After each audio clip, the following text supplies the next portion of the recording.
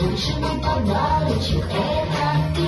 А мне так, давай-ка плясать выходи. Нет, Дед Мороз, нет, Дед Мороз, нет, Дед Мороз, погоди.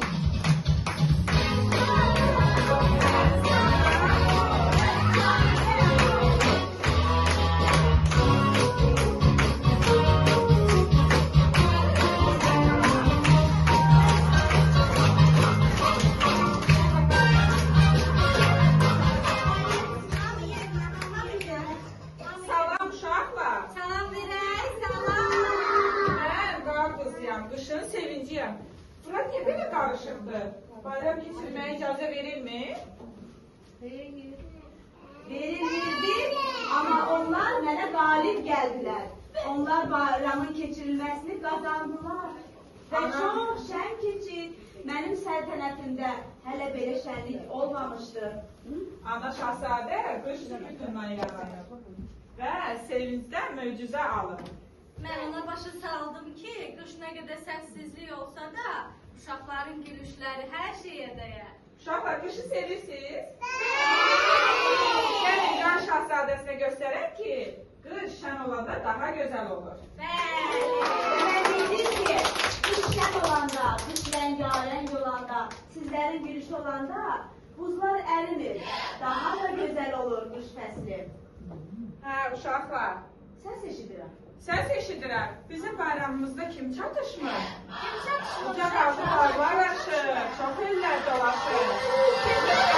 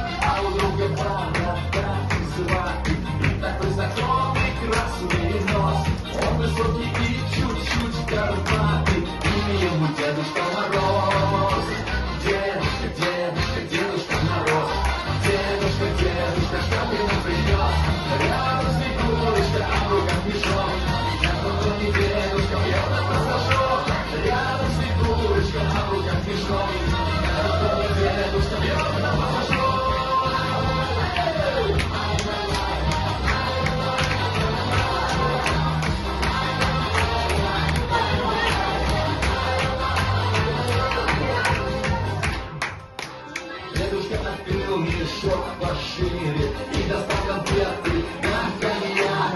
Дедушка, ты самый лучший в мире, без своих подарочков никак.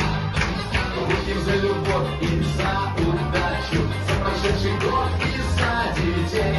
Выпьем за Снегурочку в придачу, на душе всем станет вдруг теплей.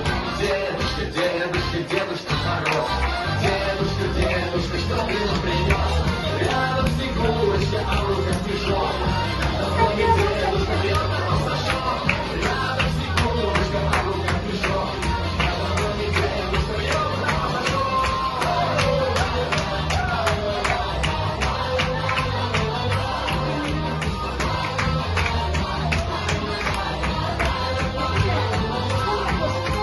Дедушке пора, ему приятно.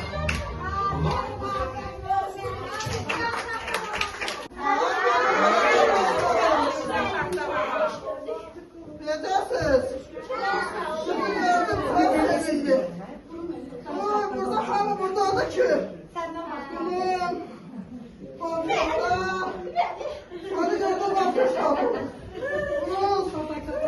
Demək yedim gəlir.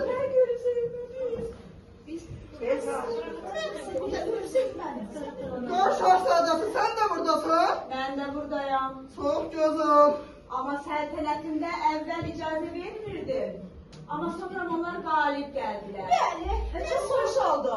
Uşaqların gülüşü mənim səltənətimi, Donquluşlar Şəhzadəsinin səltənətini çox əyləncəli etdilər. Rəngarəng etdilər.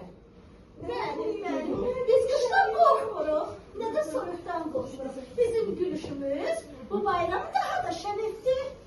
Onda gəlinizə mahnı oxuyaq indi. Gəlin oxuyaq.